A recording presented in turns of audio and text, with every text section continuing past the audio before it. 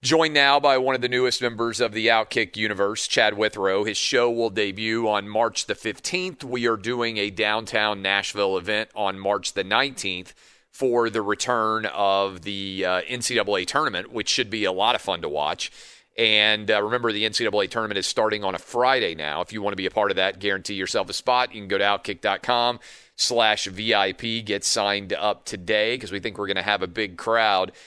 Withrow, we're kind of in that interesting spot where it's the pivot point where I know football conversation is not going to go away, and ordinarily this is when the combine would be taking place. And so you've been to the combine the past several years, I believe.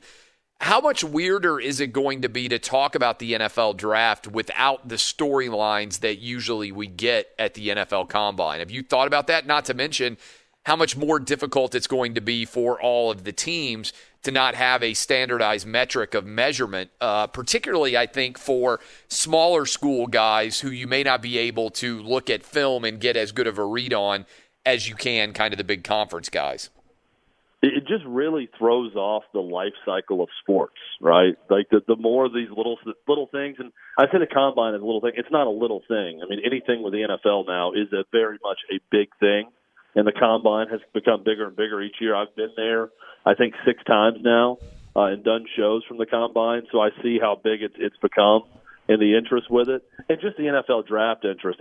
I think the NFL draft is one of those perfect events because it's the marriage of college football and pro football. That's right. So NFL fans and college football fans, and if you're fans of both, it's really a great day and a great time for you because it's the marriage of the two, which is outstanding.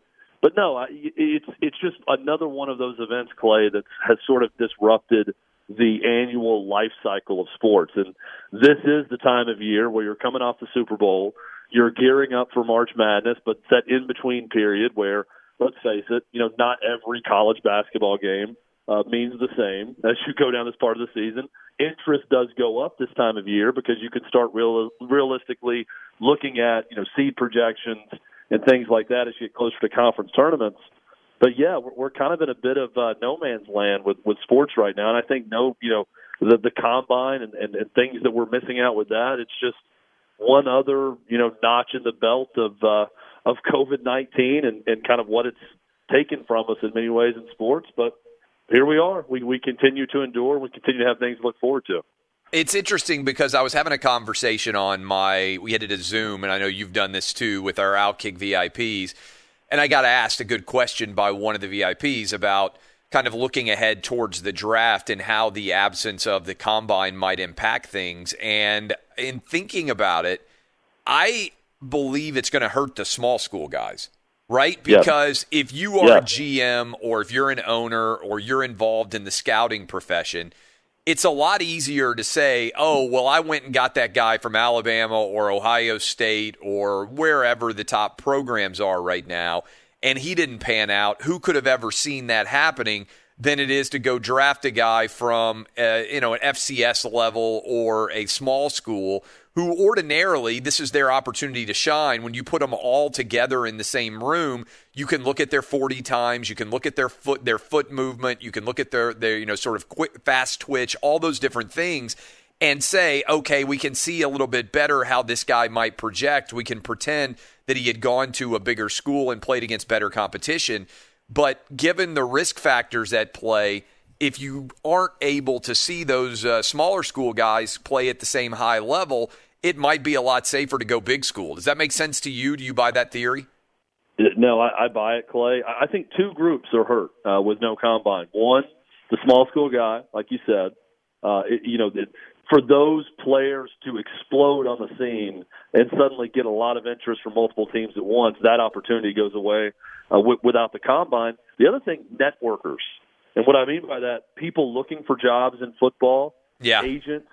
I mean, this is the football convention. There's 2 of them.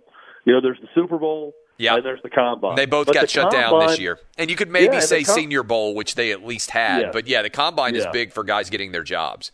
Senior Bowl is a big one, but to me, the combine is much bigger because it's everyone in a small confined space. It's everyone going out at night, going to dinners.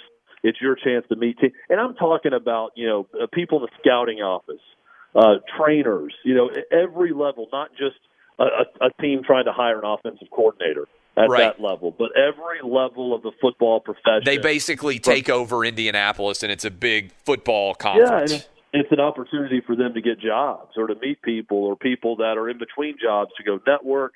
So that's a robbed opportunity for a lot of those people also. Here's the group that's rewarded, though, Clay, and you mentioned the small school guy that's going to be hurt with this. There are a lot of teams who have done their due diligence, and they've got someone that they covet maybe more than another team right now.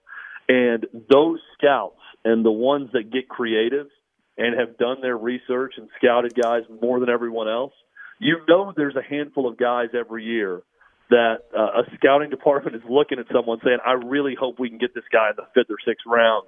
We think he's going to be a starter for us or could eventually be a starter for us. Those teams that get creative and have done their homework, which I'm not saying, it's the NFL. Most teams are doing their homework. But for the teams that have targeted and zeroed in on a few guys from small schools, now that they don't have that opportunity, I think those teams are rewarded for doing their due diligence because they've zeroed in on someone. Now that player doesn't have the same opportunity. They're not going to go to a big pro day because they didn't go to the big school. They're not going to go to the combine. They're not going to be seen by everyone. So those teams that know who those players are really liking this situation right now. We talked earlier in the first hour of the program about two big data points that I think are significant because it speaks to something that everybody got right in big college football in the NFL. You went to a game with me, Alabama, Tennessee.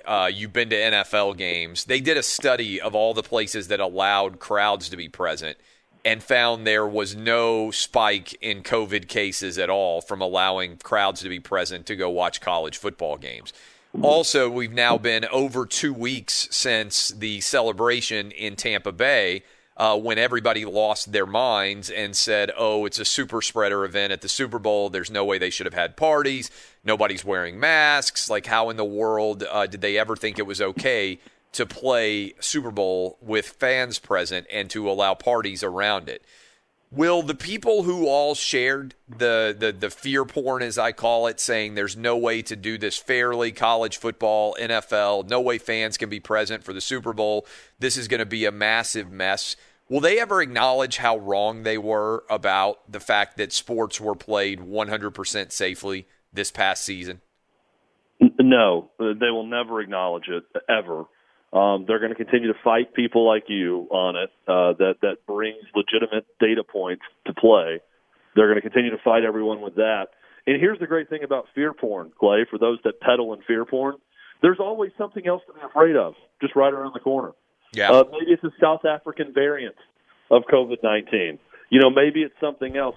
Maybe it's now a lowered immune system because people have been inside for so long, and now there's going to be outbreaks of other diseases. I'm just saying these things because if you really want to make people afraid and scare them, there's always something right around the corner that you can scare people with. So I don't think that part of it is going anywhere, unfortunately. And, I'm reading up last night, actually, on what's going on with this right now. And I'm reading quotes from Dr. Fauci, who is, I think the quote was, cautiously optimistic that there will be fans at Major League Baseball games this season. Yeah, 100% there should be fans. Well, if Anthony Fauci is cautiously optimistic about this, this is a very guarded individual, right, throughout about everything. If he's cautiously optimistic, I would say that's a pretty good sign that fans are coming, and they're coming quickly. And by this spring, fans are going to be there at games. At least, well, at spring training, they're going to have like 25% capacity. And I don't know if you saw the storyline, but in Indianapolis, we were talking about the combine, but everywhere surrounding the NCAA tournament, they're going to have around 25%. I think they're playing in 6 different venues, if I'm not mistaken, for the NCAA tournament. They're going to have around 25% capacity for those games as well. Such that I see all of this data, and I wonder if the NFL overreacted, frankly, by not allowing all those players to be in Indianapolis for the combine, as opposed to requiring people to watch remotely and or travel for pro days all over the country. That's why they started the combine in the first place, was to try to limit the amount of travel that guys had to do, so you could go to one city for 3 or 4 days and see every single player that might be drafted, as opposed to having to travel to 20 or 25 different college campuses. Clay, question for you. When should they go back to 100% capacity for all sporting events that are out there? When will they actually go back to it? When will they or when should they? So when should they? When will they? Two separate questions for you. When would you go back to, if you're the commissioner of one of these leagues, when do you go back to allowing 100% capacity? And I know a lot of this is state and government regulations also. But when do you think it will actually happen? By football season? I think by July. Yeah, I think by July 4th there will be a Major League Baseball team that is saying. Now, look, I mean, a lot of Major League Baseball stadiums are never full. Period. So I think that can kind of I think that can kind of give them a pass. So let's say that an average Major League Baseball stadium can seat 40,000 people. There's lots of times you would go to a Major League Baseball stadium and there might only be 20 or 25,000 people there, especially early in the year when it's a little bit cold. Sometimes there's 8 or 9,000 there, right? So I think by July 4th that there will be maybe even a target date of the Major League Baseball All-Star Game where you could say, hey, for the first time, we're going to have 100% capacity for an American sporting event. And the reason why I say that is it came out last week that the Hall of Fame game in Canton, Ohio said we plan on having a full stadium on, I believe it's August 5th. That would be the first preseason game between the Dallas Cowboys and the Pittsburgh Steelers. So if that is the target date for the NFL, and we'll see exactly how the preseason ends up working out. I think they might not want full crowds for the preseason just to be safe. I'm not sure that they're going to play all these preseason games anyway. There still remains a lot of details to figure out there. But I think there's a good chance that somewhere around July 4th, a team will say, we're willing to sell as many tickets as we can. Now, I'm not sure. I mean, this is the big question that we had last week that we started to talk about, and I think it's one that hangs and looms over everyone who's a sports fan going forward. There are a lot of people who have found other ways to spend their money and other ways to spend their time, and also gotten used maybe to more so than usual to watch sports from television. I'm not sure how long it could take for fans to want to fill up stadiums again, just purely from a, hey, do you want to spend your money on going to a game in terms of ways to spend your money that's out there that's allocated, right, for entertainment-related events. But I think that there will be stadiums that are saying, hey, we are open to being full, even if all seats are not sold, because I think that's the second part of the equation, because some people will still be afraid to go until like July 4th. And let me give you an example. I've got buddies from college, and one of my buddies is like, hey, I'm ready to go to Vegas and hang out for a weekend. How many of you want to go? Everybody's around my age, 40-ish years old. And most people are saying, hey, let's pick a weekend. We'll go. We'll get on an airplane. We'll fly to Vegas. Ready, right? It's not going to surprise you that I would be in that camp. I'm not afraid. I mean, I'm going to Mexico this week after I got bumped for the snow. I'm going to be flying down. I've flown all over the place. I've been going to games. I'm not afraid of COVID. I'll wear a mask on the airplane, whatever else. That's me. I understand just some people differ. A couple of the guys that I graduated with said I'm not going to get on an airplane until after I get a vaccine. I was stunned because they're young guys, they're smart guys. I mean, I'm saying young, meaning 40. If you look at the data, a 40-year-old person who's otherwise healthy is not really in danger of COVID. If you're under the age of 50, you're more in danger basically driving to and from work on an average day than you have been from COVID. I couldn't believe that. But when I saw them say that, I'm not going to fight with them. Everybody can make their own decisions. It did make me wonder how many people out there who are otherwise sports fans, even if the stadium's able to be filled up and even if tickets are available, wouldn't go. I know you would go. I would go. There's probably some people listening to us right now that say, I don't like baseball enough or I don't like football enough to go to a stadium. And I think everybody who wants a vaccine, if you look at the data, seems to be pretty clear, even from Fauci, who, like you said, is very much a cautious person. Seems like by June or so, almost anybody of any age that really wants a vaccine is going to be able to get it. So I think by July 4th, I think we're going to be back to full stadiums, Major League Baseball, potentially. Yeah, and I agree with you, and I think, what's going to draw people back into an actual packed house for an event is a big football game. It's going to be a big NFL game. It's going to be a big college football game. and we're going to see a packed stadium. Let me ask you this. You're a big Braves fan. You think early fall. If I told you, hey, I've got really good tickets to go watch the Atlanta Braves first game of the season, and I said, but the Braves are selling as many tickets as people want to go, would you go? I would. Yes.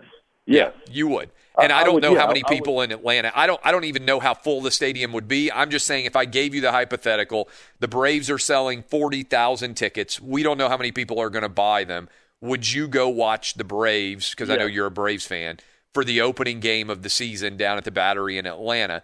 My answer is yes. I'd be fine going and sitting even if I were sitting next to a stranger. Just like, by the way, my thing is if I can get on an airplane, like I got an email from Southwest Airlines, which is what I'm flying down to Mexico this week. And people are shocked you're not flying private, by the way. Yeah, well, not quite. Not quite that you're not flying private. Not quite to private jet money. And even if I were, it's still a little bit difficult for me to justify $20,000 for an airplane flight. But the larger context here, I got an email and they said they're emailing, I guess, in Southwest when some of the flights are full. They said, hey, we're not leaving the middle seat empty. So someone could be sitting next to you, and by the way, spoiler alert, probably you, my wife, but they said we're not leaving the middle seat empty because she's small and she has to sit in the middle instead of making me sit in the middle or sit in the window or whatever else. That might be unfair, but God bless her for being willing to do that. So if I'm able to fly to Mexico on a 2.5 or 3 hour flight and sit next to somebody in an airplane, an enclosed tube in the sky, why would I not be a stranger? Why would I not be able to go to a baseball game and sit next to someone, or a football game and sit next to someone if I so desire? Just from a pure logic perspective, explain to me how an airplane can be full, and it can be full totally enclosed in a tube, right, for hours in the air, and yet I can't sit outdoors next to someone else and watch a baseball game. That logic doesn't add up to me. No, well, look, I'm with you on all these things, so I'm going to agree with you on it. But even the logic, even if you disagreed with me. But here's the lot. Someone on the other side is going to argue, well, that's Southwest Airlines making a bad decision to do that. They shouldn't be doing that, and baseball shouldn't be doing that. Okay, but the point is it's a choice that you can make. If what I'm saying is, if the government will allow airplanes to be completely full and you can travel anywhere in the United States sitting next to strangers on an airplane for 2.5 or 4 hours or 5 hours if you're flying all the way across the country, how is it not safer for me to be sitting inside of a baseball stadium, which is outdoors, where we know that the virus transmits much less significantly? How is that not safer? By the way, I'll bring you back. I just wanted to leave that. Can you come back to close out this segment? Yes. I'll bring you back in a sec, but I'm just asking everybody out there. So this is where sometimes people get mad at me because I kind of try to apply logic to situations. And so it's a good question you asked, when would you be comfortable going to a game? But that guy who I'm friends with and said, I'm not getting on an airplane until after I get vaccinated. Okay, this is right. I'm not vaccinated. I'm happy to get on an airplane, go to Mexico, but I would also be happy to sit into a stadium and watch a game. It seems to me that if you're just applying pure logic, it would be less dangerous in terms of viral transmission to watch a baseball game or a football game outside in the open air with someone sitting next to me than it would be to be inside of an enclosed airplane with a stranger sitting right next to me, and by the way, right behind me and right in front of me, and somebody constantly walking up and down the aisle and sharing a bathroom and all of those things. I don't understand, not to mention being in an airport, which is an enclosed area. You can't tell me that you can fly on an airplane, but you can't sit in a crowded stadium and watch a game. I don't understand that distinction.